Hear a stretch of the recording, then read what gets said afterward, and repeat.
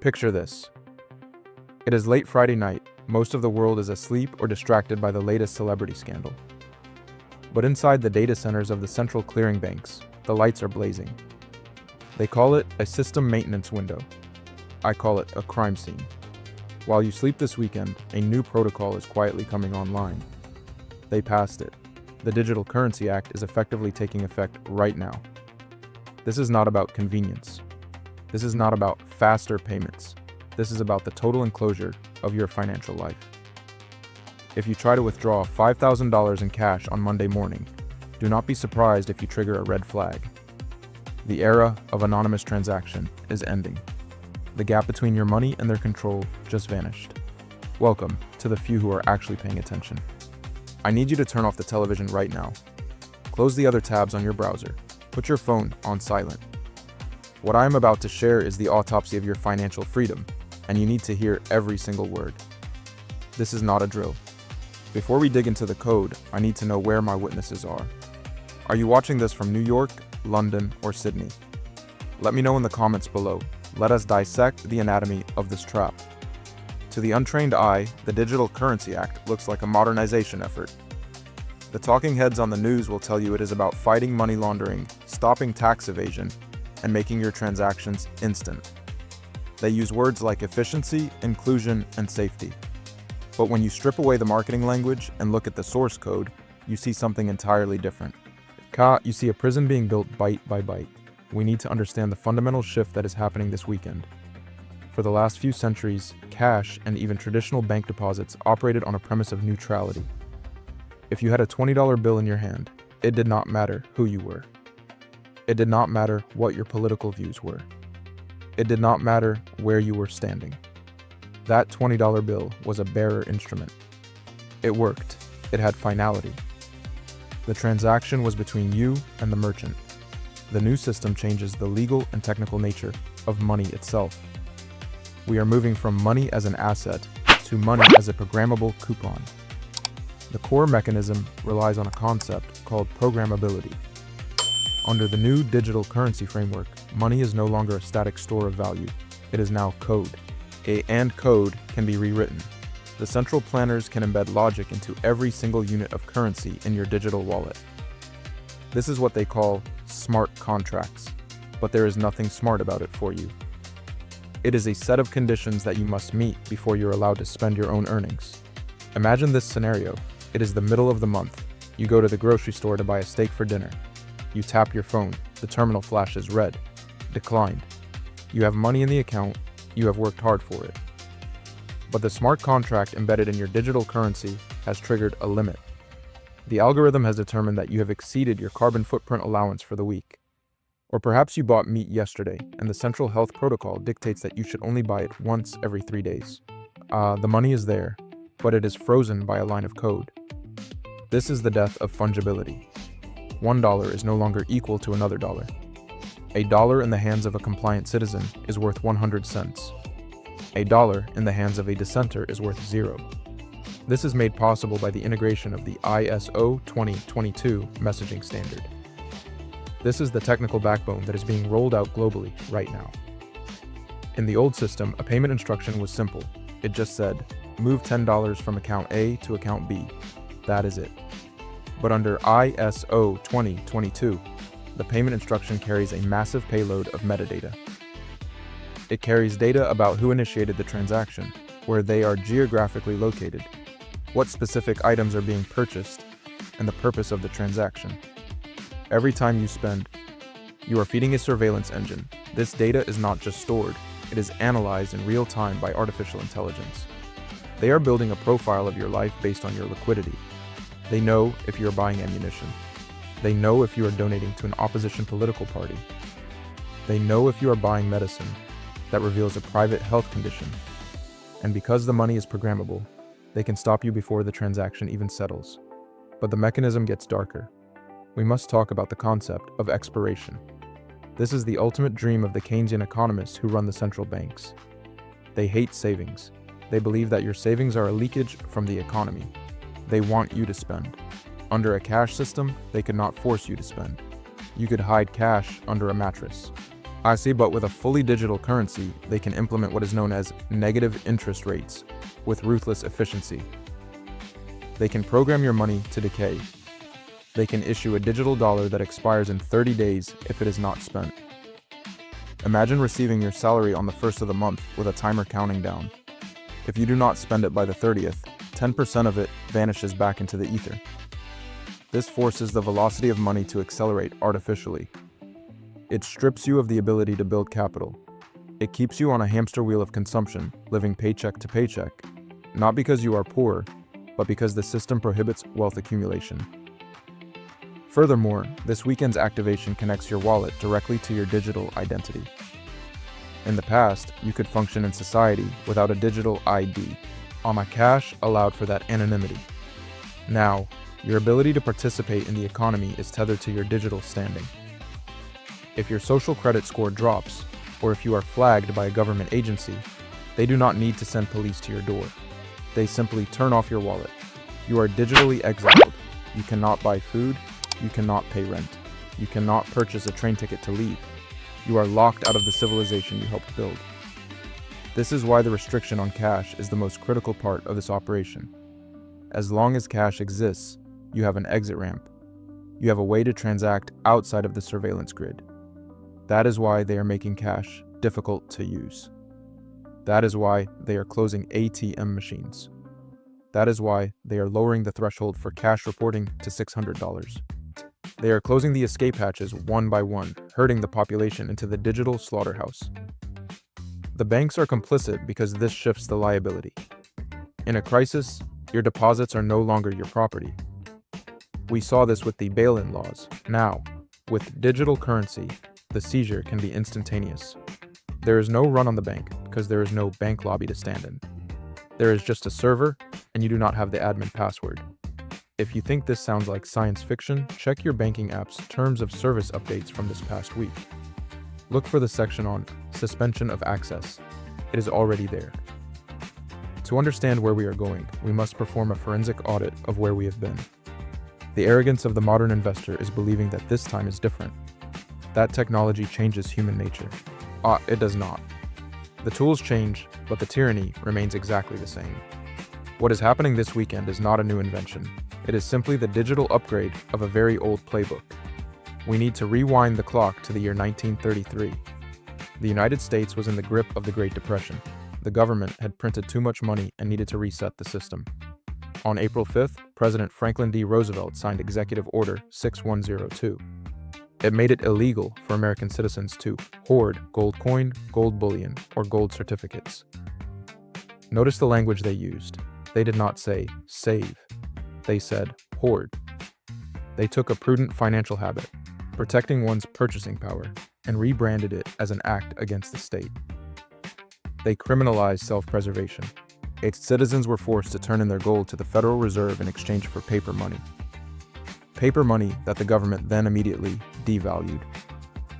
Today, the Digital Currency Act is Executive Order 6102, but on a global scale. The target has shifted from gold to cash. The rhetoric is identical. If you hold large amounts of physical cash, you are no longer viewed as a saver. You are viewed as a suspect. You are a hoarder. You are a potential money launderer. They are criminalizing the possession of the only private asset that does not rely on a battery or a Wi-Fi signal. They are forcing you out of the physical and into the digital, just as they forced your great-grandparents out of gold and into paper. The medium changes, the theft stays the same. But we do not even have to look back that far. We have seen live combat drills of this exact scenario in the last decade. Look at India in the year 2016. In a single evening, the Prime Minister declared that the vast majority of paper currency in circulation was no longer legal tender. It was a demonetization shock. Chaos ensued. People stood in lines for days. Businesses collapsed. The wealth of the poor, who operated almost entirely in cash, was wiped out or forced into the banking net. Look at Nigeria more recently with the rollout of the naira. The central bank there did not just ask nicely. They artificially restricted the supply of paper cash at the ATM machines to force adoption of the digital currency. They created a crisis of liquidity to sell the digital solution. The people resisted. They rioted. But the state persisted. Oh, these were not isolated incidents. These were beta tests. The central bankers of the West watched closely. They took notes on what worked and what failed. They learned that if you squeeze the cash supply too fast, you get riots. If you do it slowly, boiling the frog degree by degree, the people will comply. What is happening this weekend is the application of those lessons to the Western world. They are not banning cash outright tomorrow. That would be too clumsy. Instead, they are introducing the friction, the new fees, the limits, the questions at the bank counter. Why do you need this money? Show us the proof of payment. They are making the analog world so inconvenient that you will choose the digital prison voluntarily. And while the West is busy building this digital panopticon, look at what the East is doing. While we debate digital tokens, the central banks of China, Russia, and the global South are buying physical gold at a record pace. They know the difference between a claim check and the real thing. They are preparing for the moment when the digital promises evaporate. The history books are screaming at us. Every time a government seeks to monopolize the currency and restrict private ownership, it is a precursor to a massive devaluation. They lock the doors before they burn the building. The Digital Currency Act is the sound of the deadbolt sliding into place. Let us move from the history books to the pavement beneath your feet. The theoretical framework of control is terrifying, but the physical infrastructure being laid down right now is what seals your fate. You do not need a classified clearance to see this. You just need to walk into your local coffee shop or grocery store. Look around. How many signs have you seen recently that say card only or no cash accepted? 5 years ago, this was rare. Today, it is becoming the industry standard. Do not be fooled into thinking this is merely a preference of the business owner. It is not. This is a coerced migration. I have analyzed the fee structures for major commercial banks. They are systematically raising the cost of handling physical cash for small businesses. If a merchant wants to deposit cash at the branch, they are now hit with handling fees, counting fees, and security surcharges. The banks are artificially making cash expensive to use. They are punishing the analog economy to subsidize the digital one. Insurance companies are joining the pincer movement. They are telling retailers that their premiums will double if they keep cash on the premises. The message to the merchant is clear. Stop accepting legal tender or we will bankrupt you. And then there is the surveillance dragnet. We need to talk about the reporting thresholds. In the past, the government only cared if you moved $10,000 or more. That was the line for money laundering. But recently, that line has collapsed. In many jurisdictions, the threshold has dropped to $600. Think about that number, $600. That is not a drug deal. That is a used sofa. That is a share of the rent. That is a freelance repair job. By lowering the threshold to this microscopic level, they have declared war on the gig economy, the garage sale, and the neighborly favor. Every digital transfer you make on Venmo, our PayPal, or Cash App is now flagged, tagged, and sent directly to the tax authority. They have constructed a digital panopticon where no transaction is too small to be audited. But the most insidious layer of this reality is the role of big tech. They are the friendly face of this prison. Apple Pay and Google Wallet are not just convenient apps. They are the training wheels for the central bank digital currency. They are conditioning you to tap your phone instead of opening your wallet. They are conditioning you to use your face or your fingerprint to authorize a payment. This is the biometric bridge.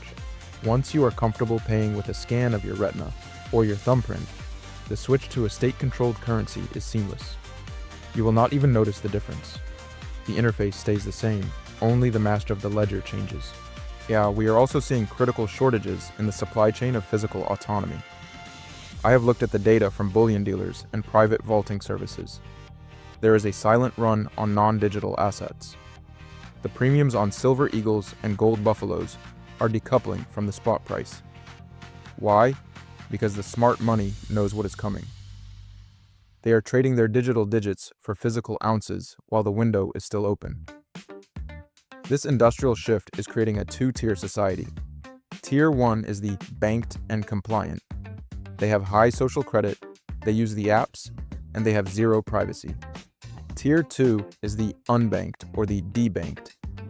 These are the people who have been kicked off the platforms for violation of terms of service. In the past, being debanked was an inconvenience. In a cashless society under the Digital Currency Act, also being debanked is a death sentence. It is the modern equivalent of being cast out into the wilderness. The infrastructure is built. The point-of-sale terminals are updated. The tax algorithms are live. The trap is not coming in the future. You are standing inside it. The only question is, do you still have the key to get out? So, here we stand. The Digital Currency Act is no longer a draft in a committee room. It is the operating system of your new reality. The cage has been built, the bars have been polished, and the door is currently swinging shut. The question is no longer, will they do it? The question is, what are you going to do about it? We cannot operate on hope. Hope is not a strategy. We must operate on cold, hard scenarios. Based on the forensic data I have analyzed, there are only 3 ways this plays out for you as an individual. You need to choose your path before the algorithm chooses it for you. Scenario A is the path of total compliance. This is the default setting. You do nothing. You accept the convenience of the new digital wallet. You allow them to convert your bank deposits into their new tokens. At first, it will feel normal, but slowly, the water temperature will rise. You will notice that your savings are shrinking month by month due to negative interest rates. They will call it a holding fee or a circulation incentive. You will notice that certain purchases are blocked because they do not align with the current government narrative. You will live in a world where you have zero privacy, zero autonomy, and zero capital accumulation. You will be safe, but you will be a serf. Scenario B is the gray market. This is where the friction begins. This is for those who try to keep one foot in the system and one foot out. You will see the rise of local barter networks, people trading skills for goods, a mechanic fixing a car in exchange for half a cow, a dentist filling a cavity in exchange for silver coins. This economy has existed for thousands of years, and it will return. The government will try to tax it and regulate it. They cannot track a transaction that happens with a handshake and no digital footprint. If you choose this path, your greatest asset is not your money, but your reputation and your community. Scenario C is the parallel asset strategy. This is the path of the boring currency investor. This is where you acknowledge that the system is broken, and you secure your exit boat. You do not store your wealth in the digital tokens that they can print to infinity. You store your wealth in assets that have no counterparty risk. I am talking about the things that are physical: gold, silver, land, tools. Things that exist whether the power grid is on or off. Things that do not require a password or facial recognition to access. When you hold a 1-ounce gold coin in your hand, you are holding the only form of money that has survived for 5,000 years. It cannot be hacked. It cannot be deleted. It cannot be frozen by a bureaucrat in a distant capital. It is the ultimate shield against the digital tyranny. You must understand that the price of gold or silver you see on the television is a lie. That is the paper price. That is the price of a digital promise. The real price is what you pay to get the metal in your hand, and that price is going to the moon because the supply is vanishing. The smart money is draining the vaults while the public is distracted by the digital illusion. So, what is the immediate action plan? First, become your own central bank. Do not leave significant amounts of purchasing power in the banking system over this weekend, or any weekend moving forward. If you have bills to pay, keep enough to pay them. But for your life savings, you must remove the risk of bail-ins and freezes. Second, diversify your liquidity. Do not rely on a single payment rail. Keep some cash. Keep some precious metals. Keep some barterable goods. If one door closes, you need another door to open. Third, and most importantly, educate your circle. The system relies on ignorance, and it relies on people believing that the Digital Currency Act is for their benefit. Share this data with them. Show them the history. Wake them up. The transition to a cashless society is not an evolution, it is a capture. It is the final step in transferring the ownership of the world from the many to the few. But they have one weakness. They need you to participate. They need you to voluntarily download the app, accept the terms, and scan your ID. If enough of us refuse to comply, if enough of us continue to trade in the real world with real value, their digital prison cannot function. The market is a democracy, and every time you spend a physical dollar or a silver coin, you are voting for freedom. This is not the end of the story. It is just the beginning of the most important chapter in financial history. The volatility is going to be extreme. The pressure is going to be immense. But for those who are prepared, for those who hold the physical truth, this is the greatest opportunity of our lifetimes. Do not let them gaslight you. Do not let them tell you that slavery is freedom. Look at the data. Look at the debt clock. Look at the printing press. The math does not lie. The system is mathematically guaranteed to fail. Your job is to make sure you are not standing under it when it collapses. I cannot save you. I can only show you the map. The rest is up to you. Don't trust the words on a screen. Trust the weight of the metal in your palm. If you need the full technical breakdown and the list of non-digital assets that I personally trust, the full dossier is linked in the description below. Read it before they take it down.